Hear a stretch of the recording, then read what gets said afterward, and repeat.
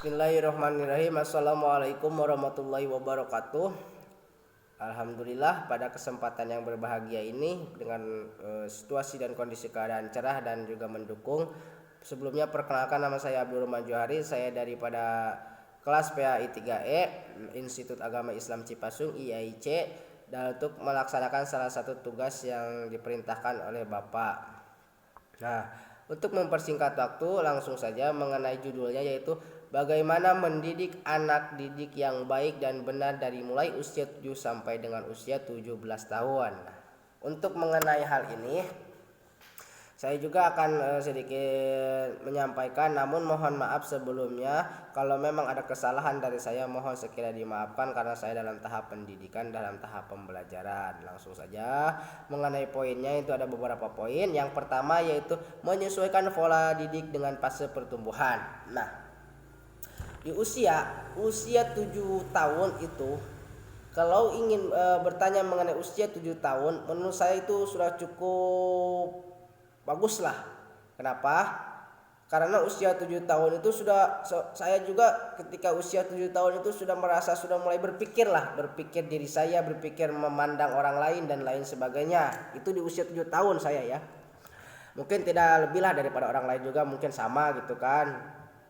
Langsung saja mengenai poinnya, yang pertama itu menyesuaikan pola didik dengan fase pertumbuhan. Jika seumpamanya usianya masih sekitar 7 tahun, kita sebagai guru mendidik anak itu juga disesuaikan. Maksud disesuaikan di sana, berkembangnya dan lebih mudah berkomunikasi tugas adalah untuk menjadi orang tua sejati yang berperan sebagai program. Jadi kita ini sebagai guru harus berperan seakan-akan seperti orang tua gitu kan. Walaupun kita hanyalah guru dan itu hanyalah murid, tapi kita seakan-akan menjadi seorang guru, seorang orang tua. Kenapa? Karena anak itu akan lebih cepat bereaksi, akan lebih cepat berinteraksi, akan lebih cepat menangkap materi itu ketika anak itu dekat dengan kita sebagai gurunya. Nah, itu betapa bagusnya di usia kecil kita itu sebagai guru. Biasanya kelas 7 itu usia program kelas daripada masih sekolah SD lah. Makanya guru-guru SD itu akan lebih memprioritaskan bagaimana seorang guru mendekat dengan anak. Kalaupun masalah pelajaran dan lain sebagainya itu bisa dikondisikan, bisa disesuaikan, bisa diperbaharui. Yang terpenting adalah bagaimana seorang guru mampu mendekatkan diri, mampu menyampaikan pola didiknya dengan seusia 7 tahun. Misalkan usia 7 tahun itu rentang daripada bagaimana belajarnya itu, pengennya yang enak-enak, yang pengen yang mudah, pengen diayomi, pengen ya intinya pelajaran ataupun cara teknik pembelajaran juga di sana harus sangat baik lah, sangat mendekatkan diri, maksudnya mendekatkan diri kepada si murid gitu. Sekali-kali Anda perlu mengoreksi. Nah, jadi kalau seumpamanya juga si anak misalkan, "Ibu, saya ingin belajar perkalian kali 1 sampai kali 10." "Iya, baik anak, belajar begini-begini."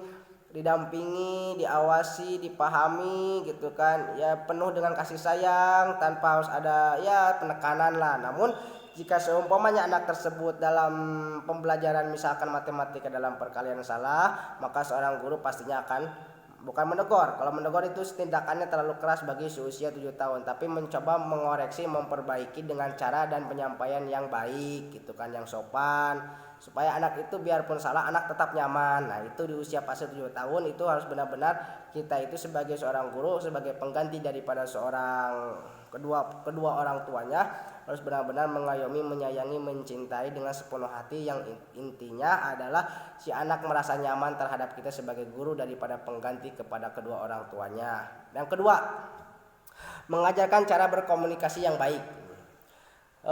Ketika anak di usia 7 tahun mulai menginjak dewasa gitu kan, 7 tahun, 8 tahun dan lain sebagainya seterusnya, hal yang paling mendalam pertama itu adalah pendekatan. Kedua yaitu bagaimana kita sebagai seorang guru, sebagai cerminan contoh daripada terhadap anaknya itu menyampaikan dengan cara menggunakan komunikasi, penyampaian berbicara itu dengan baik, dengan sopan, dengan baik, Nah, di sini berkomunikasi dengan baik seharusnya menjadi salah satu poin cara mendidik anak sejak bayi yang tidak boleh dilewatkan. Langkah-langkah paling mudah adalah anak-anak adalah peniru. Oke, betul.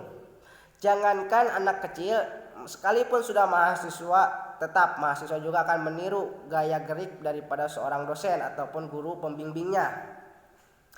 Kalau kita berbicara di usia 7 tahun sampai dengan usia 17 tahun, guru itu harus mempunyai bagaimana percakapan. Bukan berarti guru harus bercakapan baik dengan anak, tapi guru bercakapan dengan guru tidak baik, tidak. Karena sewaktu-waktu anak akan menilai. Nah, maka kata saya juga usia 7 tahun sampai dengan usia 17 tahun menurut saya itu udah bisa berpikir lah gitu. Menurut saya itu jangan salah, usia 7 tahun itu sudah mulai berpikir semua anak-anak itu. Kalau normal. Jadi kita mengajarkan sebagai guru itu, nah begini, seperti ini dan lain sebagainya. Supaya apa? Supaya anak mulai berpikir, oh ternyata ini guru saya. Cara penyampaian juga baik, cara berkomunikasinya juga baik. Secara tidak langsung, secara bahasanya pun juga tersusun rapi dengan baik. Nah itu kan sangat berpengaruh sekali. Di samping mempunyai dasar anak itu nyaman dengan guru, anak juga mempunyai kata bahasa gaya berkomunikasi juga yang baik. Karena apapun yang baik itu pasti diawali dengan mencontohkan yang baik itu sajalah. Itu yang mengenai kedua daripada bagaimana mendidik peserta didik dari usia 7 tahun sampai dengan 17 tahun. Itu yang kedua. Yang ketiga masih banyak poinnya, yaitu mendengarkan anak. Nah, guru mempunyai kewajiban, guru mempunyai suatu sifat yang mutlak mendengarkan daripada pembicaraan anak. Ketika anak ingin menyampaikan suatu materi, ketika anak ingin bertanya terhadap gurunya, ketika anak juga ingin mengeluh terhadap gurunya, maka guru di sana wajib mendengarkannya. Kenapa saya bilang wajib mendengarkannya?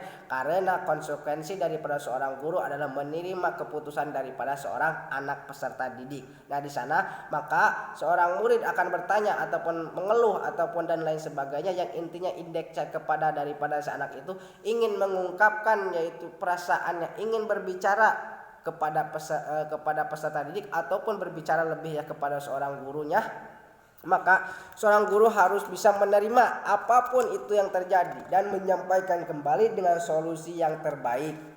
Nah, itu poin ketiga, menyampaikan pendapat argumen peserta didik. Yang keempat adalah memberi contoh yang positif. Nah, ini sama halnya dengan daripada poin yang kedua, yaitu menampakkan perilaku yang baik. Nah, ini juga nomor 4. Di samping kita yang tadi kan nomor 2 membicarakan tentang bagaimana kita berbicara, bagaimana kita berperilaku juga. Nah, yang 4 itu langsung mempraktekkan. Contoh itu adalah praktek ya. Contoh itu adalah praktek. Jadi kalau kita ingin menyontohkan, jelas kita harus membuktikan. Gitu kan? Kalau kita ingin membuat suatu contoh, ya kita buktikan supaya argumen daripada yang akan kita ucapkan terhadap peserta didik jelas-jelas memang terpakai, jelas-jelas memang kenyataan real apa yang kita ucapkan itu jelas memang ada. Peserta didik bukan hanya akan menilai dari ucapan, tapi juga akan menilai daripada bagaimana gurunya itu bertindak. Nah, tindakan inilah yang akan menjadi poin utama peserta didik untuk menilai. Ya, jadi kalau kita sebagai guru gitu kan masuk ke sekolah, ucapkan assalamualaikum, lalu setelah assalamualaikum duduk lah membacakan beberapa doa supaya pelajarannya lancar. Setelah itu ya mungkin menanyakan kesehatan anak, lalu mengabsen anak, lalu membuka tatap muka mata pelajaran bab yang akan kita bahas gitu kan, mata pelajaran pokok yang akan kita bahas hari ini apa dan selain seterusnya sampai kepada penutupan dan salam, dan akhirnya seorang guru pun pulang dengan senyuman manis. Nah, itu akan membuat nyaman lah. Si anak itu akan mempunyai perasaan yang begitu nyaman sekali. Nah, itu kan memberikan contoh gitu kan, contoh positif, jangan contoh yang negatif. Ya jelas kalau memberikan contoh yang negatif, misalkan guru masuknya telat, merokok di depan anak, terus lagi setelan pakaian yang tidak rapi, bahkan lebih rapi daripada peserta anak, itu akan menjadi ciri-ciri nilai-nilai negatif yang akan menyebarluaskan di masa depan terhadap peserta didik yang lainnya.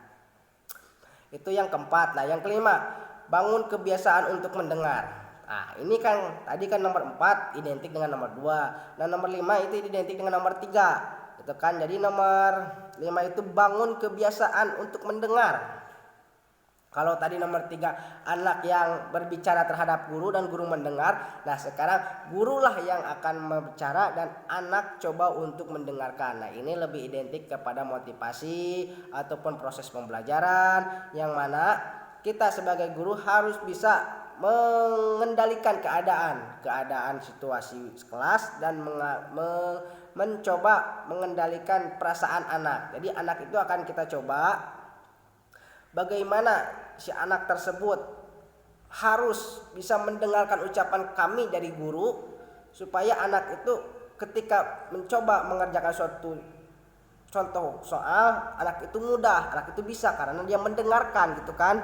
Nah jadi anak itu harus dididik secara pelan aja, jangan terlalu kasar. Pelan nak, begini kamu itu tidak boleh begini, kamu harus begini, kamu harus begitu. Jadi ketika guru berbicara, kita ini sebagai murid harus begini. Nah itu kan caranya gitu kan, cara bagaimana seorang peserta didik itu mau mendengarkan daripada pembicaraan ataupun penyampaian guru dalam keilmuannya gitu kan. Sumber dari ditransfer keilmuannya itu dari seorang guru, sumbernya sampai kepada anak gitu kan.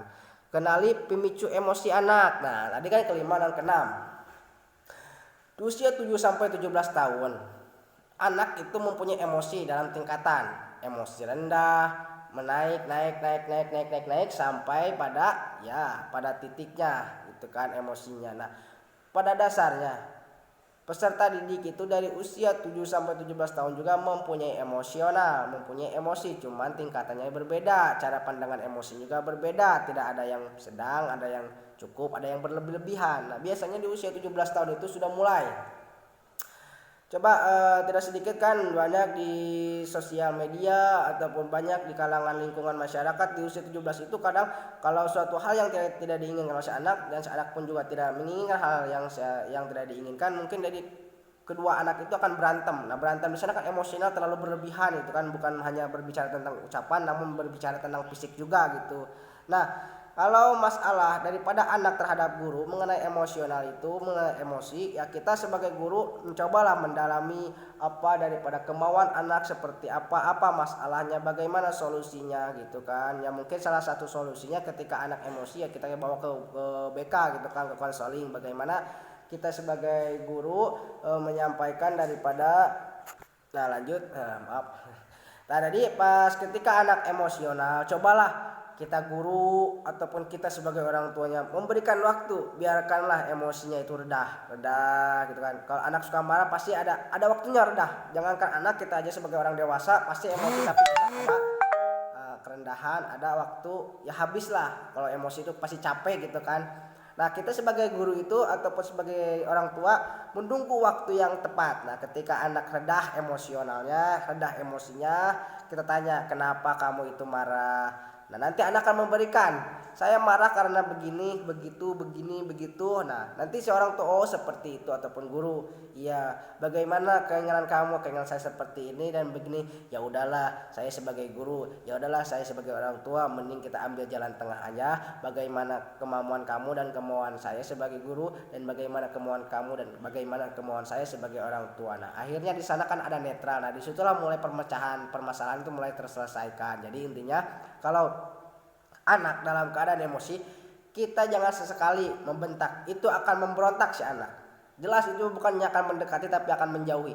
Tapi caranya yaitu dengan cara ya kita kalau lihat anak yang emosi, kita lihat, kita perhatikan, oke, kita buat suatu penelitian. Lalu setelah anak tersebut mulai redah emosional, redah ya amarahnya. Nah maka kita sebagai seorang guru ataupun orang tua mencoba mendekati, lalu merayu, lalu membujuk dan menanyakan kenapa Anda marah, apa yang menjadi penyebabnya, seperti apa, dan apa keinginan Anda. Keinginan Anda itu sana maksudnya adalah siswa ya kan, siswa ataupun anak, keinginan anak itu seperti apa, dan bagaimana keinginan kita sebagai orang tua ataupun keinginan kita sebagai guru, dan mengambil jalan tengah, jalan pintas atau jalan netral, bagaimana seorang guru dengan anak, kedua orang tua dengan daripada anaknya itu kembali lagi membaik. Nah lalu kedelapan, selalu konsisten. Nah konsisten di sana adalah selalu membuat anaknya merasa lebih aman, anak menjadi paham tentang apa yang diinginkan oleh Anda dan sebagai orang tuanya, sehingga ia bersikap lebih tenang ketika diberikan perintah. Nah Kita itu harus konsisten gitu. Konsisten di sana kita itu harus yakin gitu kan. Kita itu tidak harus berpegangan teguh lah. Maksudnya konsisten di sana berpegangan teguh.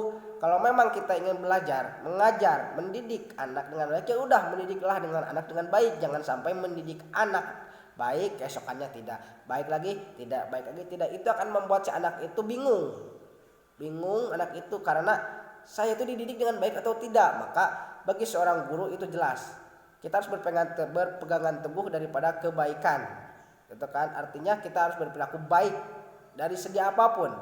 Orang tua juga sama, orang tua akan mencontohkan dari yang pada terbaik dari yang pada terbaik. Jadi orang tua juga harus menyampaikan, memberikan pelajaran yang sangat baik. Nah, itu selalu konsisten dalam mendidik anak. Nah, mungkin itu saja penyampaian daripada video saya yang kedua mengenai suatu pendidikan anak yang baik yang benar di usia 7 sampai dengan 17 tahun. Mohon maaf bila ada kekurangan ataupun kesalahan ataupun baik disengaja ataupun tidak disengaja. Mohon sekiranya dimaafkan karena saya dalam tahap pendidikan, juga saya juga masih dalam tahap pembelajaran. Sekali lagi saya mohon maaf yang sebesar-besarnya, dan saya juga ucapkan terima kasih kepada Bapak dosen yang sudah mau menerima tugas dari saya ataupun mau mengoreksi tugas dari saya. Sekali lagi saya minta maaf, dan saya sekali lagi yang saya hormati Bapak, mohon sekiranya mau menerima tugas dari saya. Itu saja yang saya cukupkan. Akhirul kalam, wabillahi taufiq wal hidayah. Wassalamualaikum warahmatullahi wabarakatuh.